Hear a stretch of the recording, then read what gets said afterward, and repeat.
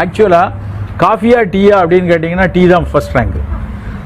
Health ஆஸ்பெக்டில் வந்து தேநீருக்கு இருக்கிற ஒரு பலன் காஃபி கிடையாது.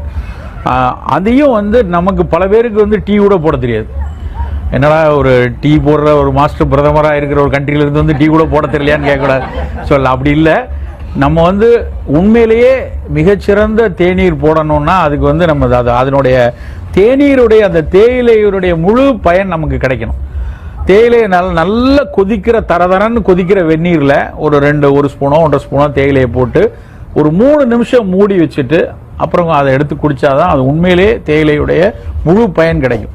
ஆனால் நம்ம பல பேர் வந்து பால் தரதரான்னு கொதிக்கும் போது தேயிலையை போட்டு அந்த கலர் மாறுற வரைக்கும் பார்த்து அதுக்கப்புறம் இந்த வரணும் அப்படிலாம் செய்கிறோம். என்னைக்கு நம்ம தேநீரில் பாலை ஊற்றுறோமோ, இப்போ சில பேர் இழுத்துட்டு இருக்கிறவனுக்கு வாயில் கொஞ்சம் பால் ஊற்றுனா போயிடும் அல்ல, அது மாதிரி தேயிலையை பாலை ஊற்றுனீங்கன்னா தேயிலை போய் சேர்ந்துடும்.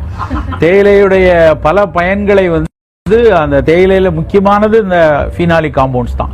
அந்த பாலிஃபினால் தான் அந்த கரும் செம்மை நிறம் கொடுக்கறது. அதுதான் அந்த கருஞ்செம்மை நிறம் வந்து ரொம்ப உடம்புக்கு நல்லது. சைனீஸ் வந்து அவங்க ஒரு பழக்கமாக பல ஆண்டு காலமாக குடிச்சிட்டு இருந்ததில் இங்கிலீஷ் பீப்புள் வந்து அதனுடைய ஒரு சின்ன எனர்ஜி கிடைக்குதுங்கிறதுக்காக தான் அதை வந்து எல்லா இடத்துக்கும் கொண்டு போனாங்க.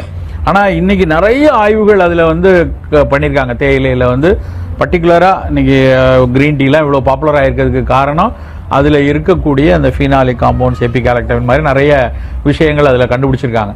அதனால் தேநீர் எடுத்தால் நல்ல வெறும் கருப்பு தேநீராக பால் சேர்க்காமல் எடுத்தால் நல்லது.